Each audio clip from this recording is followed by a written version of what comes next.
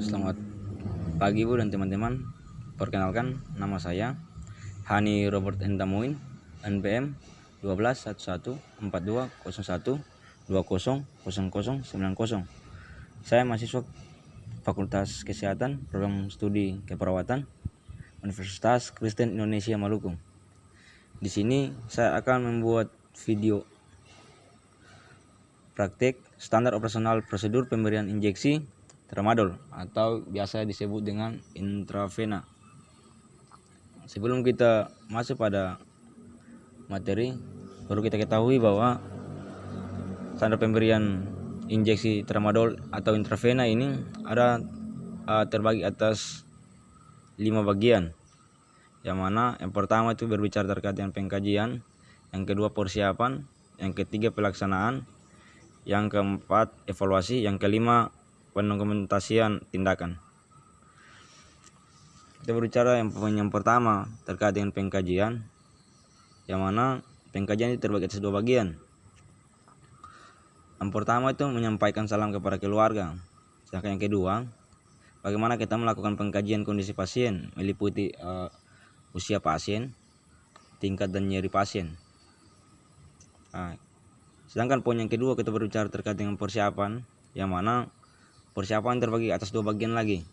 Yang pertama itu bagaimana persiapan perawat, yang kedua persiapan alat yang diperlukan.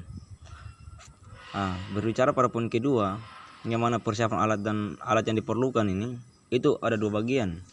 2 bagian alat, yang mana terkait dengan alat yang steril dan alat yang tidak steril.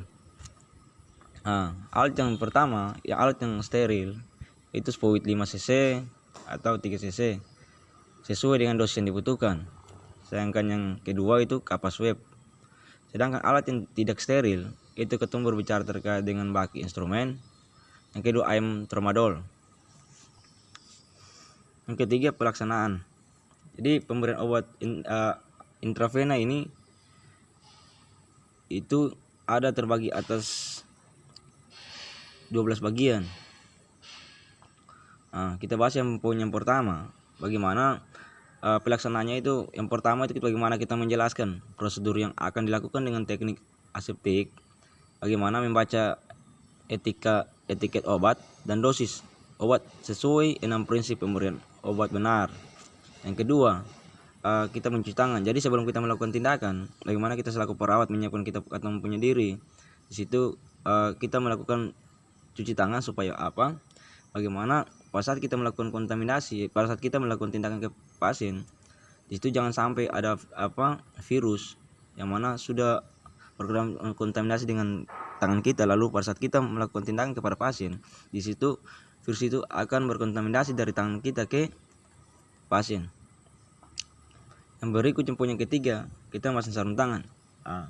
Tujuan sarung tangan, kita memakai sarung tangan ini sama halnya juga dengan bagaimana kita sebelum melakukan tindakan kepada pasien, jangan sampai terdapat virus atau kuman yang mana menempel pada tangan kita, lalu kita melakukan tindakan ke pasien, maka di situ nanti akan terjadinya kontaminasi dari tangan kita ke pasien. Jadi tujuan dari sarung tangan untuk menghindari terjadinya kontaminasi dari penyakit ke pasien dan juga kepada perawat. Yang keempat, mengambil obat dalam tempatnya dengan fluid sesuai dengan tekanan atau dosis yang diberikan. Tempatkan obat yang telah diambil pada bak injeksi.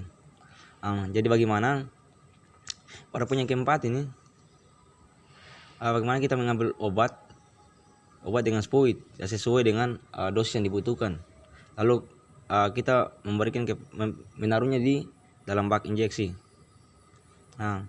Yang berikut poin kelima itu berbicara terkait dengan observasi tempat pemasangan infus terhadap pelebitis. Jika tidak ada pelebitis dan jalan infus masih lancar.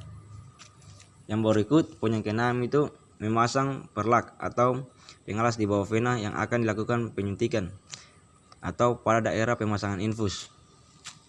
Yang ketujuh, turunkan drag infus sehingga tetesan infus terhenti. Yang kedelapan, desinfeksi daerah infus yang akan diinjeksi. Yang ke-9, melakukan penusukan dengan lubang jarum menghadap ke atas pada tempat injeksi pada infuset.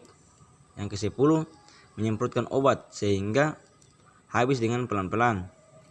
Yang ke-11, setelah obat habis, tarik spuit dan desinfeksi daerah tempat injeksi pada infuset dengan kapas alkohol. Masukkan spuit yang telah digunakan ke dalam bengkok. Yang ke-12, mencuci tangan setelah prosedur dilakukan.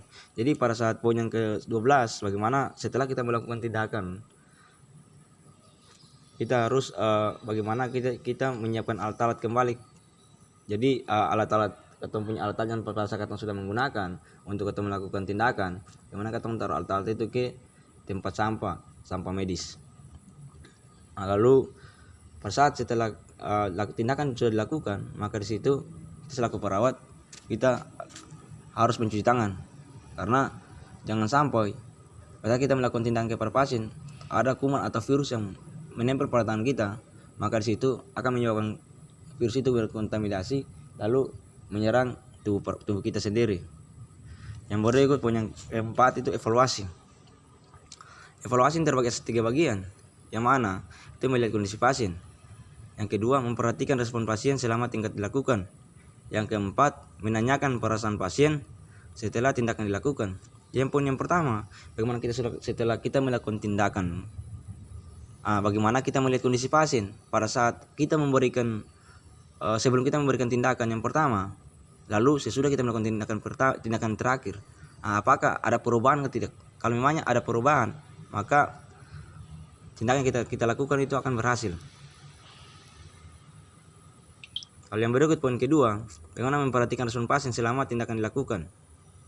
Bagaimana kita melihat respon pasien pada saat kita melakukan tindakan yang dilakukan itu bagaimana. Sedangkan yang poin yang ketiga itu menanyakan perasaan pasien setelah tindakan dilakukan.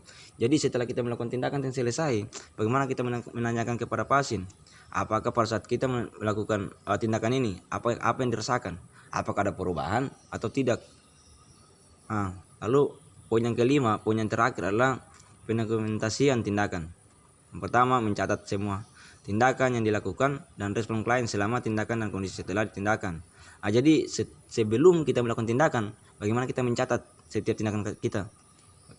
Dan sesudah kita selesai melakukan tindakan, gitu.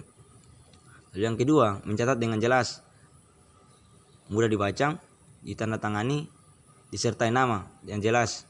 Jadi setelah kita melakukan kita mencatat semua hasil yang kita melakukan tindakan keperawatan, di situ kita harus menandatangani